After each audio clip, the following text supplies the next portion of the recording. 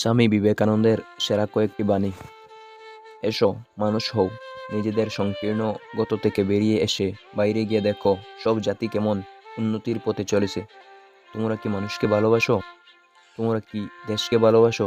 তাহলে এসো, আমরা ভালো হবার জন্য, উন্নত হবার জন্য প্রাণপণে চেষ্টা করি। ধৈর্য, পবিত্রতা ও অধ্যবসায়ের জয় হবে। দৃঢ়ভাবে কার্য করিয়া যাও, অবিচলিত অধ্যবসায়শীল হও এবং প্রভুর উপর বিশ্বাস রাখো। কারো ওপর হুকুম চালাবার চেষ্টা করো না। যে অপরের সেবা করতে পারে সেই যথার্থ সর্দার হতে পারে। তিনি সকলেরই হৃদয়ে বিরাজ করিতেছেন। যদি দর্পণের উপর ধূলি ও ময়লা থাকে, তবে তাহাতে আমরা আমাদের চেহারা দেখিতে পাই না। আমাদের হৃদয় দর্পণেও এইরূপ অজ্ঞান ও পাপের ময়লা রহিয়াছে। হে বীর হৃদয় যুবকগণ, তোমরা বিশ্বাস করো যে তোমরা বড় বড় কাজ করবার জন্য জন্মেছ। কুকুরের ঘেউ ঘেউ ডাকে ভয় পেও না, এমনকি আকাশ থেকে প্রবল বজ্রঘাত হলেও ভয় পেও না। খাড়া হয়ে ওঠো, ওঠো, কাজ করো, জেগে ওঠো, সচেতন হও এবং লক্ষ্যে না পৌঁছা পর্যন্ত থেমো না। চরিত্র গঠনের জন্য ধীর ও অবিচলিত যত্ন এবং সত্য পদবীর জন্য তীব্র প্রচেষ্টাই কেবল মানবজাতির ভবিষ্যৎ জীবনের উপর প্রভাব বিস্তার করিতে পারে। আমাদের জাতীয় জীবন অতীতকালে মহৎ ছিল, তাহাতে সন্দেহ নাই, কিন্তু আমি অকপটভাবে বিশ্বাস করি যে আমাদের ভবিষ্যৎ আরও গৌরবান্বিত।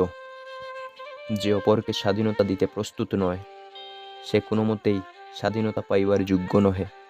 দাসেরা শক্তি চায় অপরকে দাস করিয়া রাখিবার জন্য।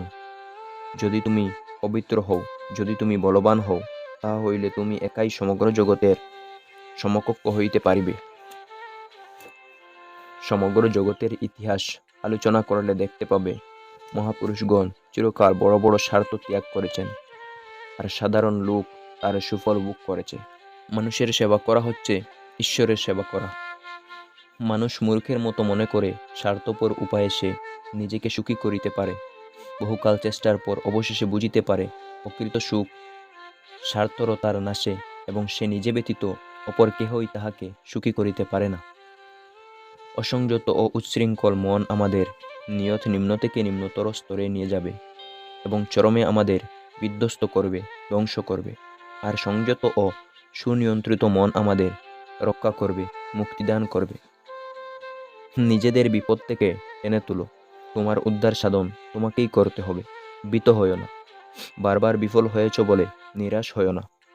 কাল সীমাহীন, অগ্রসর হতে থাকো। বারবার তোমার শক্তি প্রকাশ করতে থাকো। আলোক আসবেই। স্বাধীনতাই উন্নতির প্রথম শর্ত।